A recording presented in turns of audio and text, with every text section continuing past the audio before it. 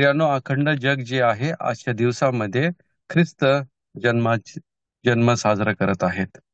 पण जेवढं ख्रिस्त जन्म महत्वाचा आहे, त्याचप्रमाणे मला माझ्या विषयाकडे जाण्या अगोदर एक गोष्ट तुमच्या समोर मांडण्याची आहे. ते म्हणजे ख्रिस्ताचं मरण आणि ख्रिस्ताचं पूर्ण पूर्ण पूर्ण पूर्ण जाणं हे किती महत्वाचं आहे.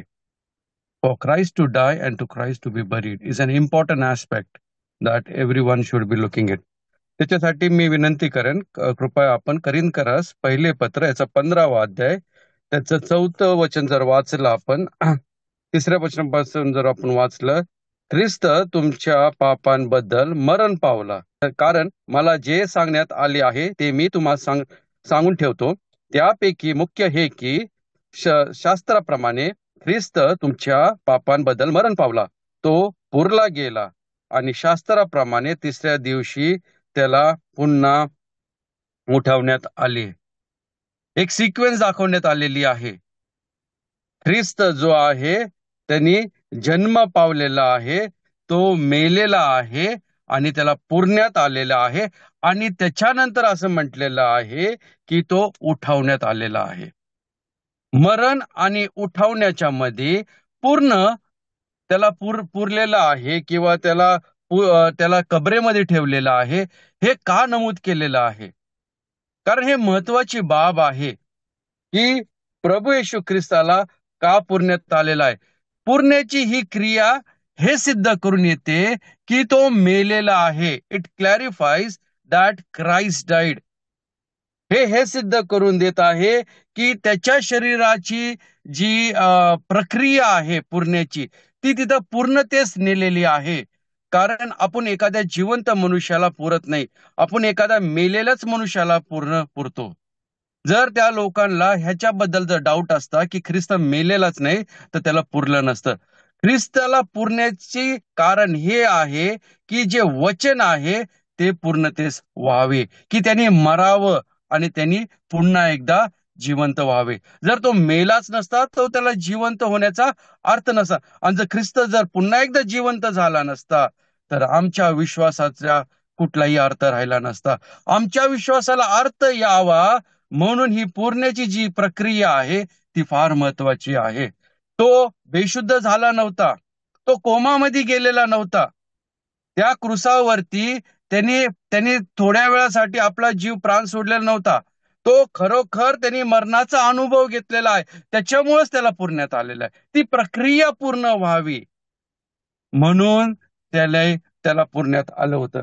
ही एक महत्वाची बाब आहे जी प्रत्येक ख्रिस्ती लोकांनी लक्षात घेण्याची फार गरजेची आहे की तो मेला आणि तो पुरला. जितका मरण त्याचं महत्वाचं आहे, ते पूर्ण देखील त्याचं तितकंच महत्वाचं आहे. कारण त्याला पुरल्यानंतरच तिसरे दिवशी तो आमच्याकरिता उठलेला आहे. आपण जर गलतीकारास पत्र, आपण आपल्या विषयाकडे जाऊया.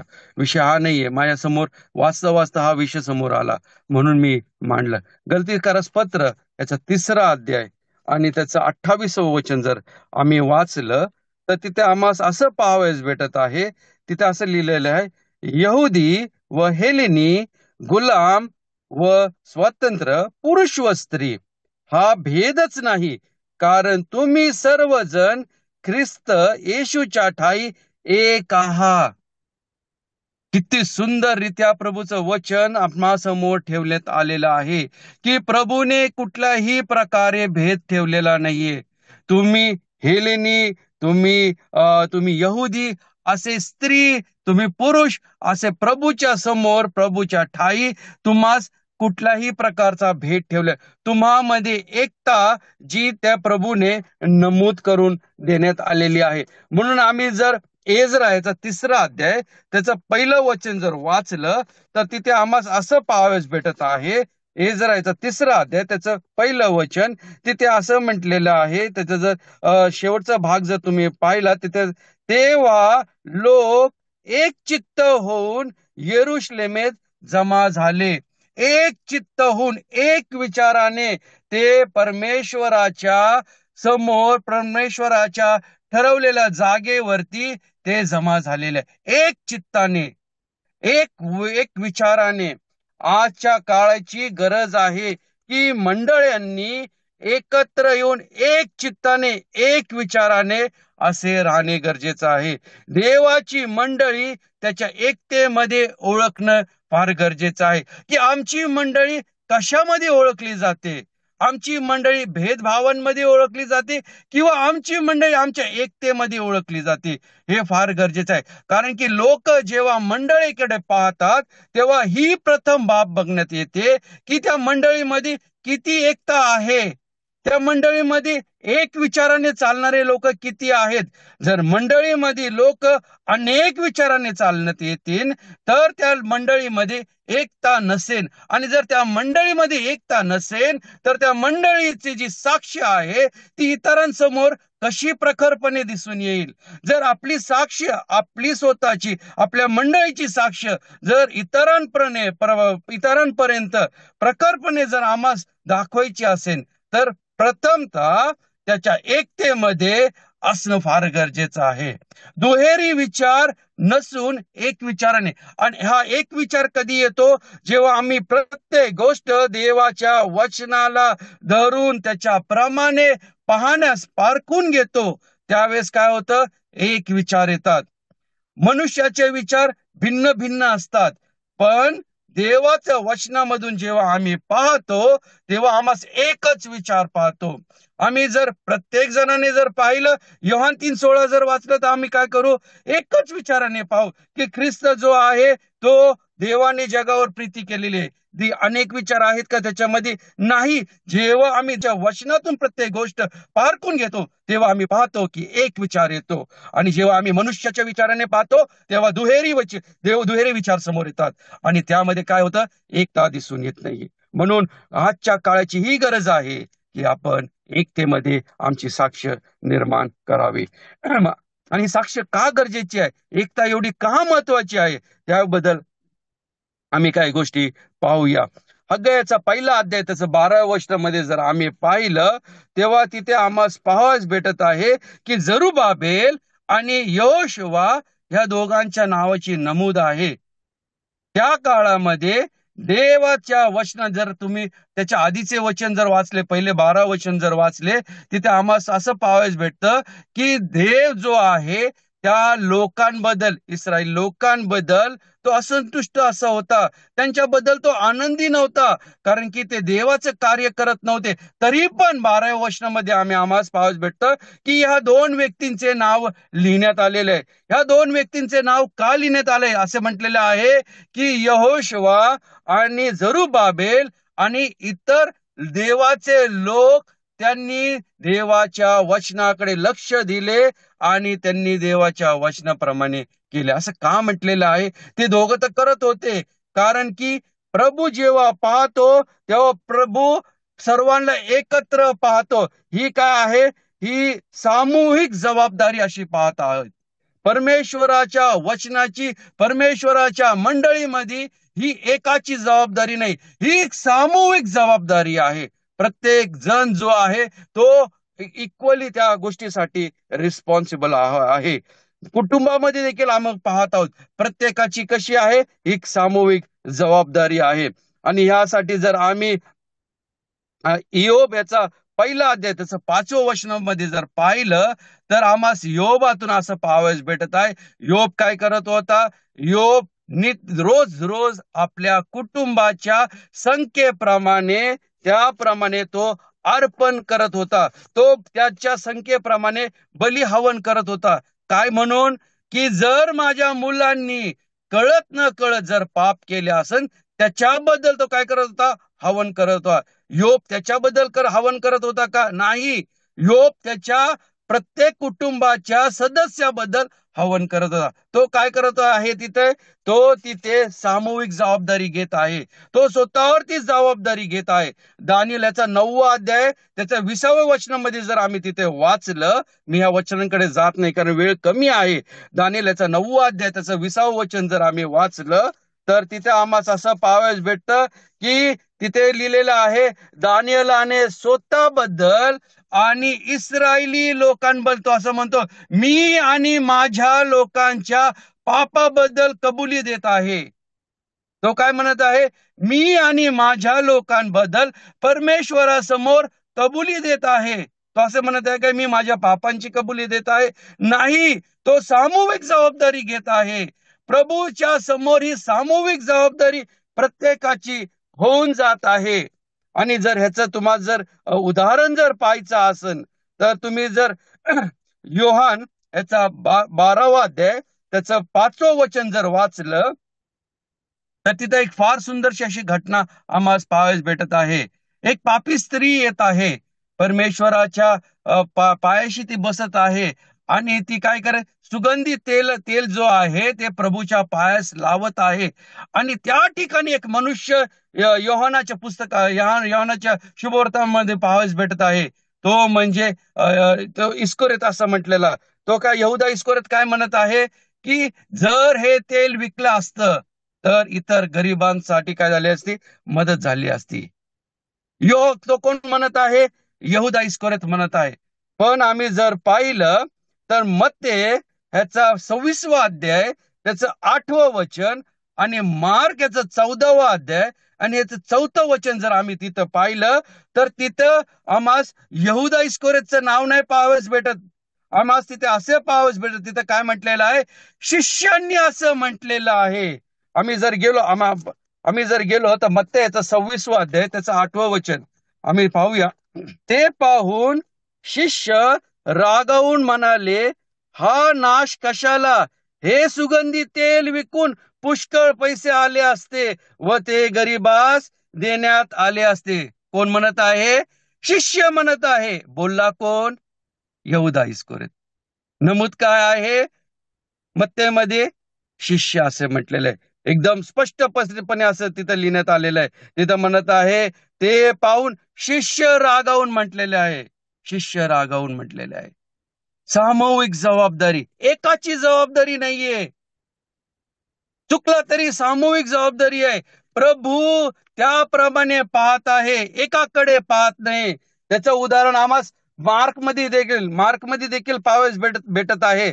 14व्या त्याचं 4थ्या वचनामध्ये आम्हाला पाहत, तिथं देखील हे म्हटलेलं आहे की शिष्यांनी याबद्दल बोललेलं आहे. बोलला तर एकच व्यक्ती, पण नमूद काय करण्यात आलेलं आहे की शिष्य बोललेले आहे. प्रभू असे पाहत आहे. प्रभू मंडळीस असे पाहत आहे.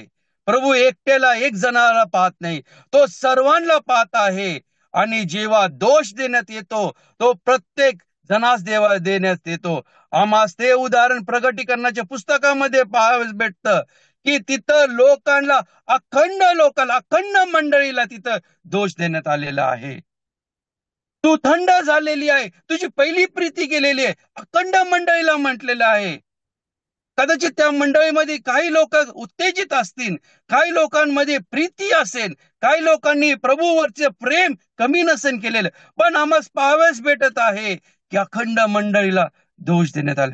एकत्र प्रभू एका ह्याने पाहत आहे. फार महत्वाची जबाबदारी आहे प्रत्येक जणासाठी की त्यांनी मंडळीमध्ये सामूहिक जबाबदारी घेऊन आपल्या मंडळीसाठी, माझ्या मंडळीची साक्ष, माझ्या लोकांची साक्ष मी इतरांपर्यंत प्रखरपणे कसे ठेवेन याकडे पाहण्याची फार मोठी जबाबदारी आहे. त्याचप्रमाणे जर पहिले त्याचा 12वा अध्याय त्याचं 14वं वचन जर आम्ही तिथे पाहावयास भेटत आहे, फार आम्हास ओळखीचं वचन असे आहे. तिथे आम्हास पाहावयास भेटतं की काय आहे? शरीराचे अनेक अवयव आहे, पण शरीर कसं आहे? एक आहे. प्रभू म्हणतो अनेक अवयव, अनेक तुम्ही डोळा जो आहे, हात जो आहे, कान जो आहे, प्रत्येक गोष्ट तिथं नमूद करण्यात आहे. पण काय आहे? एक शरीर असे आहे. प्रभू त्याप्रमाणे पाहत आहे. एक शरीर म्हणून आम्हास पाहत आहे. प्रत्येक प्रभू जो आहे तो डोळेला पाहत नाहीये, तो कानाचं कार्य पाहत नाहीये, तो हाताचं कार्य पाहत नाही, तो पायाचं कार्य पाहत नाही, तो अखंड शरीराचं कार्य पाहत, अखंड मंडळीचं कार्य पाहत आहे. प्रभूच्या लोकांनी या गोष्टीची फार फार फार गांभीर्याने याच्या दखल घेणं गरजेचं आहे. माझ्या मंडळीला प्रभू अखंड पाहत आहे, तो मला एकट्याला पाहत नाहीये.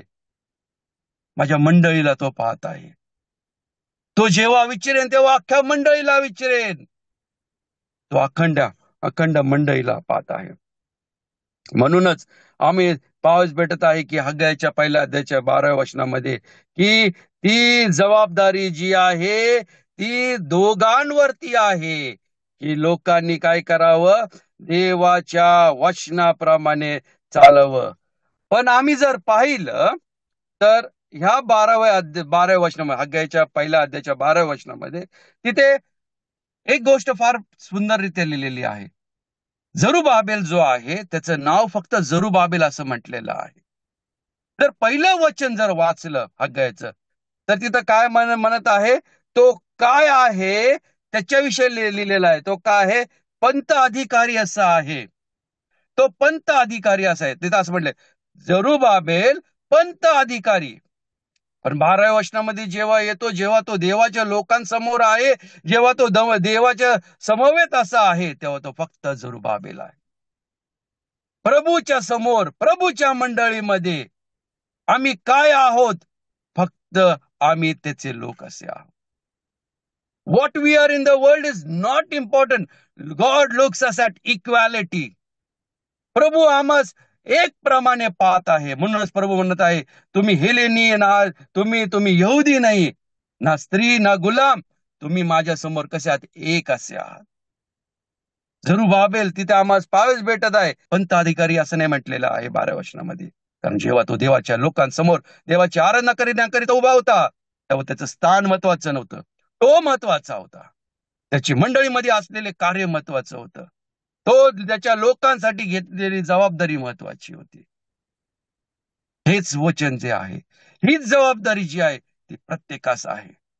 आम्ही या जगामध्ये काय आहोत, आमची काय मिळकत आहे, प्रभूला त्याच्याबद्दल काही फरक पडत नाही. प्रभूचा आशीर्वाद तो आमच्यापर्यंत आहे. आमच्याकडे किती पैका आहे, आमच्याकडे काय आहे, ह्याच्याबद्दल प्रभू तुमच्याकडे जाब विचारणार नाही. तुम्ही तुमच्या लोकांसाठी, तुम्ही तुमच्या मंडळीसाठी, तुम्ही इतरांसाठी काय कार्य केलेलं आहे ह्याच्याविषयी प्रभूला फरक पडतो. प्रभू प्रामुख्याने ह्याकडे पाहत आहे. प्रभू तुमचा बँक बॅलन्स पाहत नाहीये. प्रभू हे पाहत नाही की तुम्ही काय करत आहात. प्रभू त्याच्या लोकांच्या समवेत तुम्ही काय करत आहात ते पाहत आहोत. मार्काचा 12वा अध्याय त्याच्या शेवटच्या वचनामध्ये आम्हाला पाहावयास भेटत आहे. एक गरीब स्त्री येते, 2 नाणे टाकते. 2 नाणे टाकते. प्रभू म्हणतो, इतरांपेक्षा तिने पुष्कळ दिलेलं आहे. इतरांपेक्षा, कारण की तिने देवाच्या कार्यासाठी जे का आहे ते लावून दिलेलं आहे. काय देतात ते महत्वाचं नाही, प्रभूच्या साठी कसे देतात ते महत्वाची बाब आहे. म्हणूनच फार सुंदररित्या तिथे त्या गोष्टी लिहिण्यात आलेल्या आहे. पुढे जर आम्ही पाहिलं तर तिथं असं म्हटलेलं आहे की त्याच आज्ञाच्या पहिल्या अध्यायाच्या 12व्या वचनामध्ये असे म्हणण्यात आलेलं आहे की सर्व अविशिष्ट लोक असे म्हणण्यात आलं. तिथं जर आम्ही वाचलं आज्ञाचा 12वा अध्याय, पहिला अध्याय त्याचं 12वं वचन जर आम्ही वाचलं तर तिथं असं म्हणण्यात आलं, म्हटलेलं आहे त्याच्या मधल्या भागामध्ये,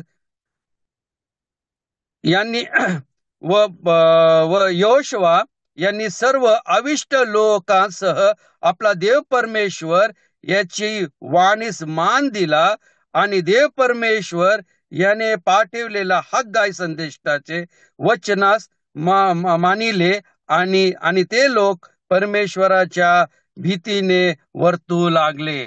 आता काय म्हटलेलं आहे तिथे, एक शब्दाची आम्हाला नोंद घेण्याची गरज आहे. अविष्ट लोक, वेगळे केलेले लोक, प्रभूच्या कार्यासाठी वेगळे केलेले लोकांनी प्रभूच्या भयामध्ये, प्रभूच्या समवेत राहणं गरजेचं आहे. 12व्या वचनात काय म्हटलेलं आहे, एकत्र येणं गरजेचं आहे, एक विचाराने येणं गरजेचं आहे आणि काय करणं, विथ रेव्हरन्स, प्रभूला पूर्णपणे मान देऊन प्रभूच्या मंडळीने प्रभू समोर येणं गरजेचं आहे. तिथे काय लिहिलंय, अविष्ट लोक, निवडलेले लोक, वेगळे केलेले लोक. आम्ही देखील तेच आहोत. आम्ही त्याच्यासाठी वेगळे केलेले लोक आहोत, त्याच्या कार्यासाठी निवडून घेतलेले असे लोक आहोत. आमच्यावर देखील तीच जबाबदारी आहे की आम्ही काय करू? प्रभूच्या वचनाकडे लक्ष देत असता आम्ही हे पाहू की प्रभू समोर आम्ही त्याप्रमाणे येत आहोत का? Are we coming with reverence in the presence of the God as one assembly in one accord to the Lord, that we may glorify his name.